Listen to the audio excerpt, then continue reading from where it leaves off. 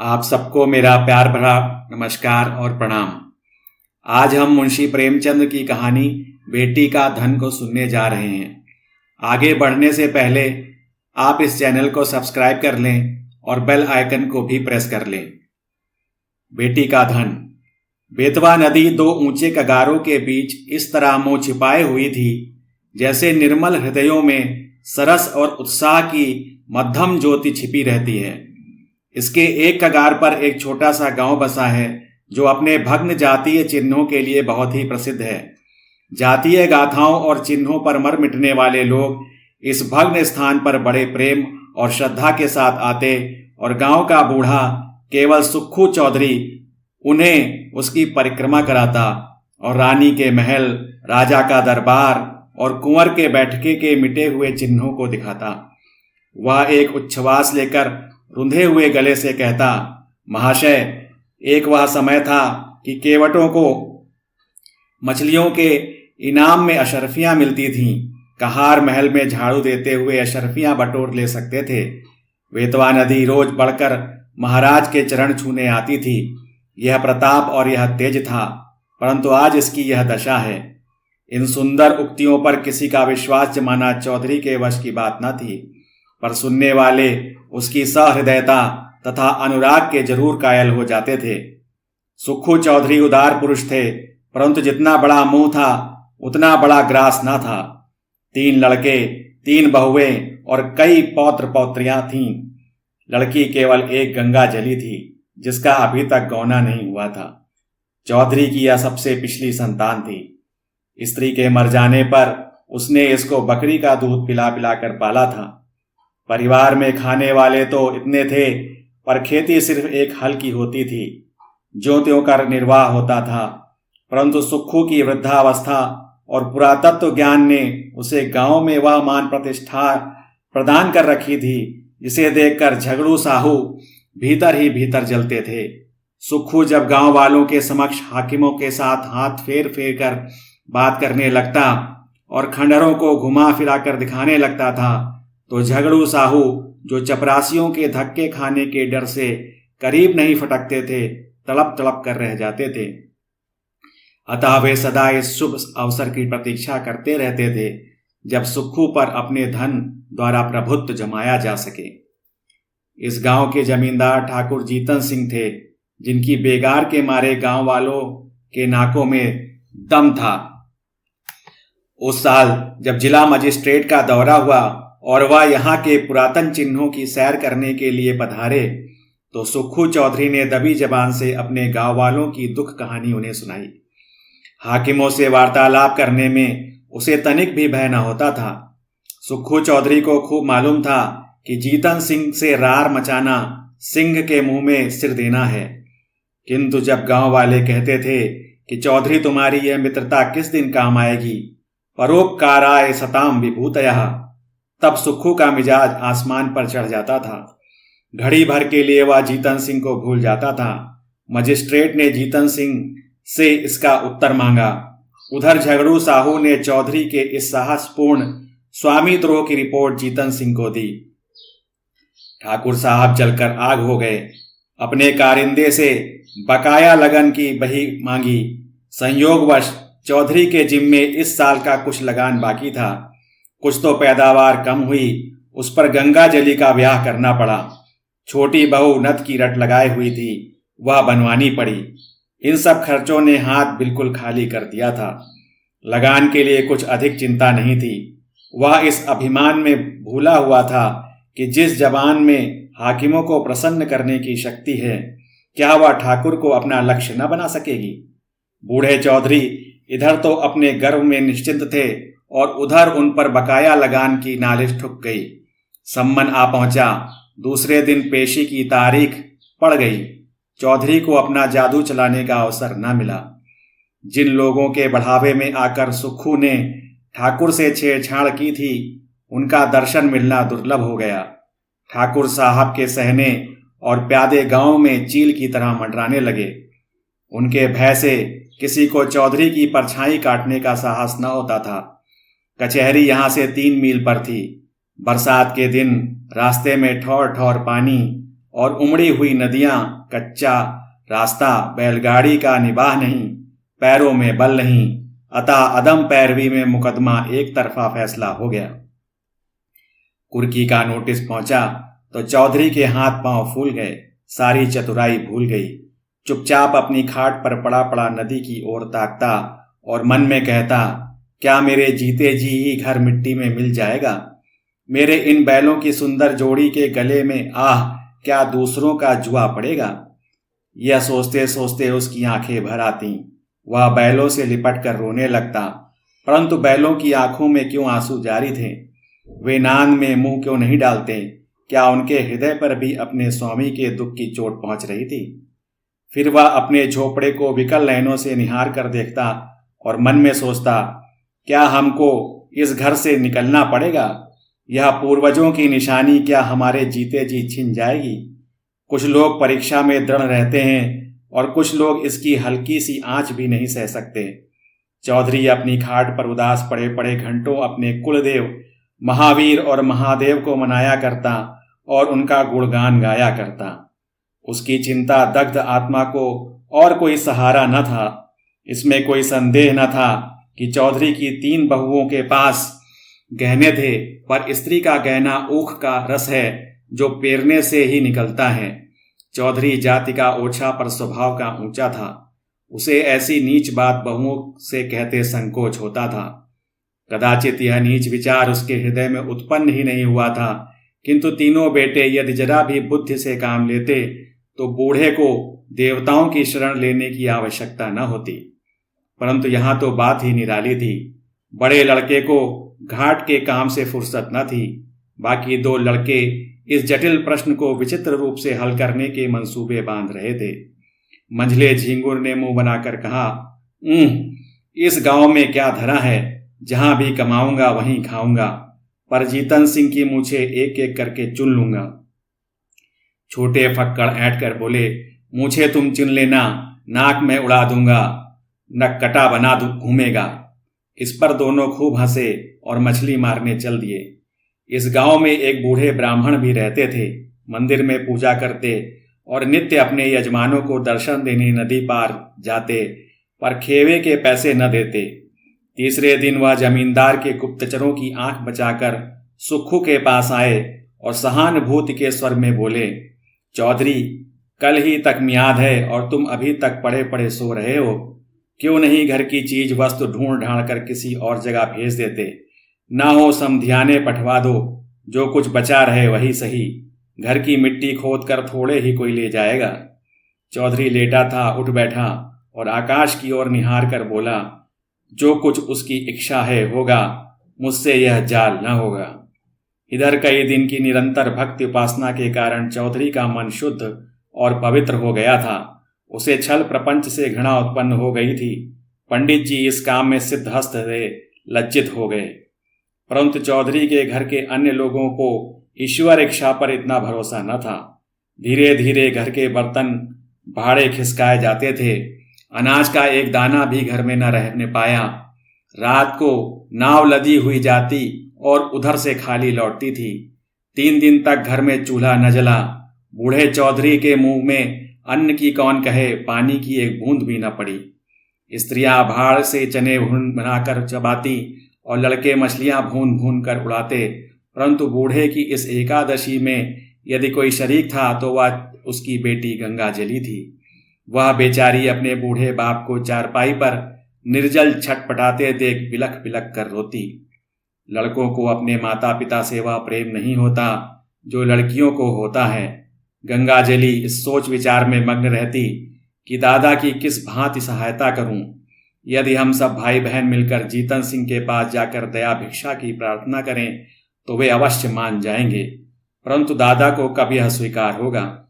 वह यदि एक बड़े साहब के पास चले जाएं तो सब कुछ बात की बात में बन जाए, किंतु उनकी तो जैसे बुद्धि मारी गई है। इसी उधेड़ बुन में उसे एक उपाय सूझ पड़ा। कुम्हलाया हुआ मुखारविंद खिल उठा। पुजारी जी सुक्खू चौधरी के पास से उठकर चले गए थे और चौधरी उच्च स्वर से अपने सोए देवताओं को पुकार पुकार कर बुला रहे थे। निदान गंगाजली उनके पास जाकर खड़ी हो गई। चौधरी ने उसे देखकर विस्मित स्वर से पूछा, क्यों बेटी, इतनी रात गए क्यों बाहर आई? गंगाजली ने कहा, बाहर रहना तो भाग्य में लिखा है, घर में कैसे रहूं? सुक्खू ने जोर की हाँक लगाई, कहाँ गए तुम कृष्ण मुरारी, मेरे दुख हरो।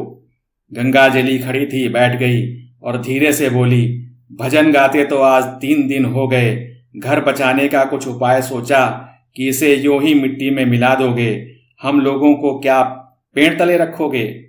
चौधरी ने व्यथित स्वर से कहा, बेटी मुझे तो कोई उपाय नहीं सूझता, भगवान जो चाहेंगे होगा, वेग चलो गिरधर गोपाल, काहे विलंब करो। गंगाजली ने कहा, मैंने एक उपाय सोचा है, कहो तो कहूं। चौधरी उठकर बैठ गए और पूछा, कौन उपाय है बेटी? गंगाजली ने कहा, मेरे गहने झगड़ू साहू के यहाँ गिरो रखे हैं, मैंने जोड़ लिया है, देने भर के रुपए हो जाएंगे। चौधरी ने ठंडी सांस लेकर कहा, बेटी तुमको मुझसे यह कहते लाज नहीं आती? वेद शास्त्र में मुझे तुम्हारे गांव के कुएं का पानी पीना भी मना है, तुम्हारी ड्योढ़ी में पैर रखने का निषेध है, क्या तुम मुझे नरक में ढकेलना चाहती हो? गंगाजली उत्तर के लिए पहले से ही तैयार थी, बोली, मैं अपने गहने तुम्हें दिए थोड़े ही देती हूं, इस समय लेकर काम चलाओ, चैत में छुड़ा देना। चौधरी ने कड़क कर कहा, यह मुझसे न होगा। गंगाजली उत्तेजित होकर बोली, तुमसे यह ना होगा तो मैं आप ही जाऊंगी, मुझसे घर की यह दुर्दशा नहीं देखी जाती। चौधरी ने झुंझलाकर कहा, बिरादरी को कौन मुंह दिखाऊंगा? गंगाजली ने चिढ़कर कहा, बिरादरी में कौन ढिंढोरा पीटने जाता है? चौधरी ने फैसला सुनाया, जग हंसाई के लिए मैं अपना धर्म न बिगाड़ूंगा। गंगाजली बिगड़कर बोली, मेरी बात नहीं मानोगे तो तुम्हारे ऊपर मेरी हत्या पड़ेगी, मैं आज ही बेतवा नदी में कूद पड़ूंगी, तुमसे चाहे घर में आग लगाते देखा जाए पर मुझसे न देखा जाएगा। चौधरी ने ठंडी सांस लेकर कातर स्वर में कहा, बेटी मेरा धर्म नाश मत करो, यदि ऐसा ही है तो अपनी किसी भावज के गहने मांग कर लाओ। गंगाजली ने गंभीर भाव से कहा, भावजों से कौन अपना मुंह नुचवाने जाएगा, उनको फिक्र होती तो क्या मुंह में दही जमा था, कहती नहीं। चौधरी निरुत्तर हो गए। गंगाजली घर में जाकर गहनों की पिटारी लाई और एक एक करके सब गहने चौधरी के अंगोछे में बांध दिए। चौधरी ने आंखों में आंसू भरकर कहा, हाय राम, इस शरीर की क्या गति लिखी है। यह कहकर उठे, बहुत संभालने पर भी आंखों में आंसू न छुपे। रात का समय था। बेतवा नदी के किनारे किनारे मार्ग को छोड़कर सुक्खू चौधरी गहनों की गठरी कांख में दबाए इस तरह चुपके चुपके चल रहे थे मानो पाप की गठरी लिए जाते हैं। जब वह झगड़ू साहू के मकान के पास पहुंचे तो ठहर गए, आंखों खूब साफ की, जिसमें किसी को यह बोध न हो कि चौधरी रोता था। झगड़ू साहू धागे की कमानी की एक मोटी ऐनक लगाए बही खाता फैलाए हुक्का पी रहे थे और दीपक के धुंधले प्रकाश में उन अक्षरों के पढ़ने की व्यर्थ चेष्टा में लगे थे जिनमें स्याही की बहुत किफायत की गई थी। बार बार ऐनक को साफ करते और आंख मलते, पर चिराग की बत्ती उकसाना या दोहरी बत्ती लगाना शायद इसके उचित नहीं समझते थे कि तेल का अपव्यय होगा। इसी समय सुक्खू चौधरी ने आकर कहा, जय राम जी की। झगड़ू साहू ने देखा, पहचान कर बोले, जय राम चौधरी, कहो मुकदमे में क्या हुआ? यह लेन देन बड़े झंझट का काम है, दिन भर सिर उठाए छुट्टी नहीं मिलती। चौधरी ने पोटली को खूब सावधानी से छिपाकर लापरवाही के साथ कहा, अभी तक तो कुछ नहीं हुआ, कल इजराए डिग्री होने वाली है, ठाकुर साहब ने न जाने कब का बैर निकाला है, हमको 2-3 दिन की मोहलत होती तो डिग्री न जाने होने पाती। छोटे साहब और बड़े साहब दोनों हमको अच्छी तरह जानते हैं।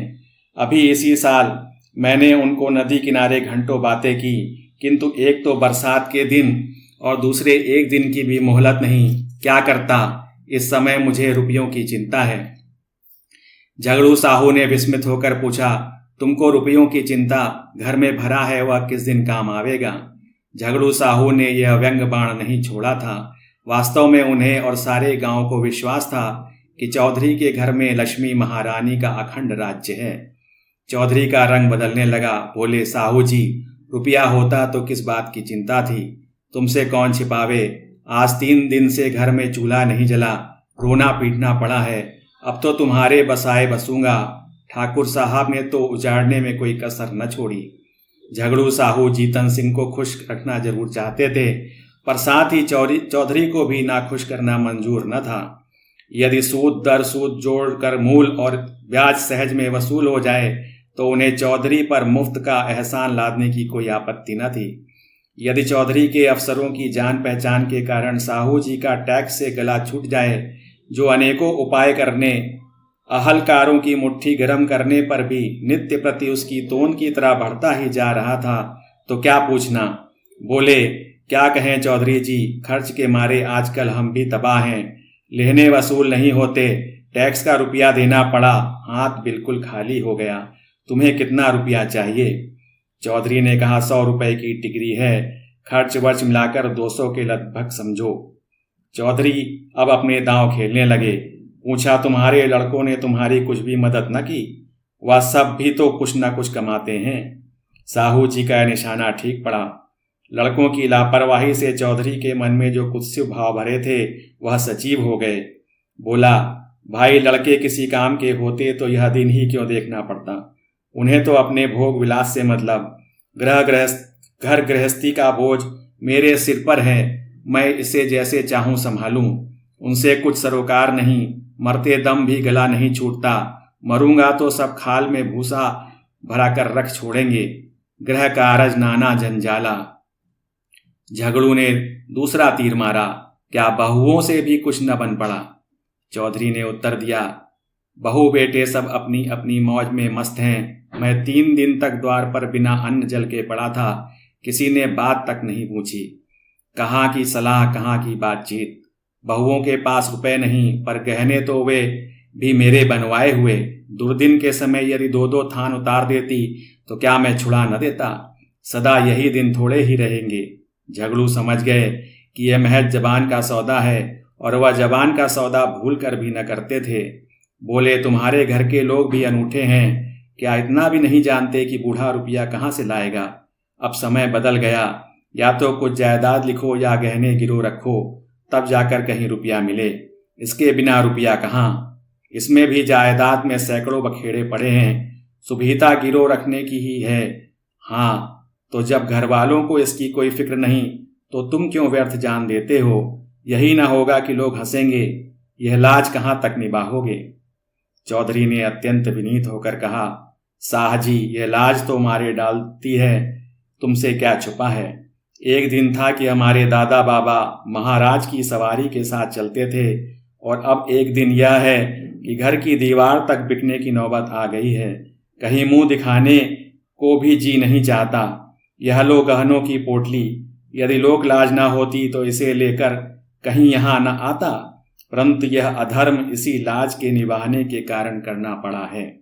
झगड़ू साहू ने आश्चर्य में होकर पूछा, यह गहने किसके हैं? चौधरी ने सिर झुकाकर बड़ी कठिनता से कहा, मेरी बेटी गंगा जली के। झगड़ू साहू विस्मित हो गए। बोले, अरे राम राम। चौधरी ने कातर स्वर में कहा, डूब मरने को जी चाहता है। झगड़ू ने बड़ी धार्मिकता के साथ स्थिर होकर कहा, शास्त्र में बेटी के गांव का पेड़ देखना मना है। चौधरी ने दीर्घ निश्वास छोड़कर करुण स्वर में कहा, न जाने नारायण कब मौत देंगे। भाई जी, 3 लड़कियां ब्याही, कभी भूल कर भी उनके द्वार का मुंह नहीं देखा। परमात्मा ने अब तक जो टेक निभाई है, पर अब न जाने मिट्टी की क्या दुर्दशा होने वाली है। झगड़ू साहू लेखा जो बख्शीश 100 के सिद्धांत पर चलते थे। सूद की 1 कौड़ी भी छोड़ना उनके लिए हराम था। यदि महीने का 1 दिन भी लग जाता तो पूरे महीने का सूद वसूल कर लेते, परंतु नवरात्र में नित्य दुर्गा पाठ करवाते थे। पितृपक्ष में रोज ब्राह्मणों को सीधा बांटते थे। बनियों की धर्म में बड़ी निष्ठा होती है। झगड़ू साहू के द्वार पर साल में 1 बार भागवत पाठ अवश्य होता। यदि कोई 3 ब्राह्मण लड़की ब्याहने के लिए उनके सामने हाथ पसारता तो वह खाली हाथ न लौटता। भीख मांगने वाले ब्राह्मणों को चाहे वह कितने ही संडे मुसंडे हों, उनके दरवाजे पर फटकार नहीं सुननी पड़ती थी। उनके धर्मशास्त्र में कन्या के गांव के कुएं का पानी पीने से प्यासा मर जाना अच्छा था। वह स्वयं इस सिद्धांत के भक्त थे, और इस सिद्धांत के अन्य पक्षपाती उनके लिए महामान्य देवता थे। वे पिघल गए। मन में सोचा, यह मनुष्य तो कभी ओछे विचारों को मन में नहीं लाया, निर्दय काल की ठोकर से अधर्म मार्ग पर उतर आया है तो उसके धर्म की रक्षा करना हमारा कर्तव्य है, धर्म है। यह विचार मन में आते ही झगड़ू साहू गद्दी से मनसद के सहारे उठ बैठे और दृढ़ स्वर से कहा, वही परमात्मा जिसने अब तक तुम्हारी टेक निभाई है अब भी निभाएगा। लड़की के गहने लड़की को दे दो, लड़की जैसी तुम्हारी है वैसी ही मेरी भी है। यह लो रुपए, आज काम चलाओ, जब हाथ आ जाए दे देना। चौधरी पर इस सहानुभूति का गहरा असर पड़ा। वह जोर जोर से रोने लगा। उसे अपने भावों की धुन में कृष्ण भगवान की मोहिनी मूर्ति सामने विराजमान दिखाई दी। वही झगड़ू जो सारे गांव में बदनाम था, जिसकी खुद कई बार हाकिमों से शिकायत की थी, आज साक्षात देवता जान पड़ता था। रुंधे हुए कंठ से गदगद हो बोला, झगड़ू, तुमने इस समय मेरी बात, मेरी लाज, मेरा धर्म, कहाँ तक कहूँ, मेरा सब कुछ रख लिया। मेरी डूबती नाव पार लगा दी। कृष्ण मुरारी तुम्हारे इस उपकार का फल देंगे और मैं तो तुम्हारा गुण जब तक जीऊंगा गाता रहूंगा।